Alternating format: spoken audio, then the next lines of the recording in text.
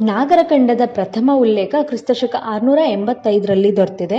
ಬಂದಳಿಕೆ ಇದು ಇನ್ನು ಕ್ರಿಸ್ತಶಕ 516 ಇದು ಶಿವಳ್ಳಿ ತಾಮ್ರ ಶಾಸನದಲ್ಲಿ ದೊರೆಯುವಂಥದ್ದು. ಸಂಸ್ಕೃತ ಪಂಡಿತರು ಬಂದಳಿಕೆಯನ್ನ ಬಾಂಧವ ನಗರ ಅಂತಾನೂ ಕರೆದಿದ್ದಾರೆ. ಬಂದಳಿಕೆಯ ರಾಜಕೀಯ ಇತಿಹಾಸ ಶುರುವಾಗೋದು 685ರಿಂದ. ಇಲ್ಲಿ ಪೋಗಿಲ್ಲಿ ಉಪಲಬ್ಧ ಪ್ರಥಮ ಅರಸ ಆಗಿರ್ತಾನೆ. ಕ್ರಿಸ್ತಶಕ 655ರಿಂದ ಕ್ರಿಸ್ತಶಕ 1050ರವರೆಗೆ ವಿವಿಧ ವಂಶಗಳಿಗೆ ಸೇರಿದ ಅರಸರು ಬಂದಳಿಕೆಯಿಂದ ಆಳ್ವಿಕೆ ನಡೆಸ್ತಾರೆ.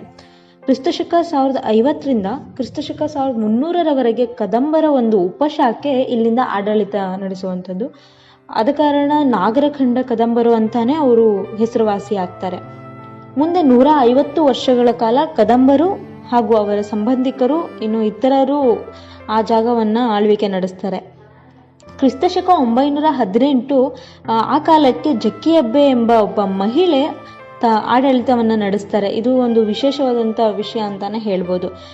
ಕ್ರಿಸ್ತಶಕ 1212ರಲ್ಲಿ ಅಂಗೀರಸ ವೈಶಾಖ ಶುದ್ಧ 15ರಂದು ಸೇವಣರ ಸಿಂಘಣನು ಅನ್ನೋ ಒಬ್ಬ ಅರಸ ಬಂದಳಿಕೆಯ ಮೇಲೆ ದಾಳಿ ಮಾಡಿ ಇದರ ಸಂಪತ್ತನ್ನ ಲೂಟಿ ಮಾಡ್ತಾನೆ ಅಂತ ಹೇಳಲಾಗಿದೆ. ಇದಕ್ಕೂ ಮುಂಚೆ ಕದಂಬರ ಒಬ್ಬ ದೊರೆ ನಾನು ಬಿಟ್ಟೆ. ಸೋಯಿದೇವನೆಂಬ ಪ್ರಖ್ಯಾತ ಕದಂಬರ ದೊರೆ ಕ್ರಿಸ್ತಶಕ 1139ರಿಂದ 1177ರವರೆಗೆ ಇಲ್ಲಿ ಆಡಳಿತವನ್ನು ನಡೆಸುವಂಥದ್ದು.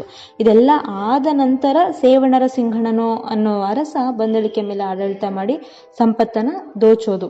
ಅಲ್ಲಿಂದಾನೇ ಬಂದಳಿಕೆಯ ಒಂದು ನಾಶ ಅಥವಾ ಅವನತಿ ಅಂತ ಏನ್ ಹೇಳ್ತಾರೆ ಅದು ಶುರು ಆಯ್ತು ಅಂತ ಹೇಳ್ಬೋದು. ಇನ್ನು 2ನೇ ಶತಮಾನದಲ್ಲಿ ಶೈವ ಧರ್ಮ, 6ನೇ ಶತಮಾನದಿಂದ ಜೈನ ಧರ್ಮ ಪ್ರಚಾರದಲ್ಲಿದ್ವು.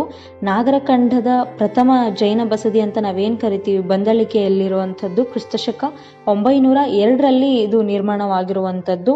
ಇನ್ನು ಸೋಮೇಶ್ವರ ದೇವಾಲಯ ಕ್ರಿಸ್ತಶಕ 1163ರಲ್ಲಿ, ಬೊಪ್ಪೇಶ್ವರಾಲಯ ಕ್ರಿಸ್ತಶಕ 1174ರಲ್ಲಿ, ಕೊಂಡಸಬಾವಿ ಬ್ರಹ್ಮದೇವರು ಕ್ರಿಸ್ತಶಕ 1123, ಮಹರ್ನವಮಿ ಮಂಟಪ ಕ್ರಿಸ್ತಶಕ 1207, ಕಲಿದೇವರ ದೇವಾಲಯ ಕ್ರಿಸ್ತಶಕ 1241 ಇಷ್ಟರ ಕಾಲದಲ್ಲಿ ನಿರ್ಮಾಣವಾಗಿರುವಂಥದ್ದು ಇಷ್ಟು ದೇವಾಲಯಗಳು.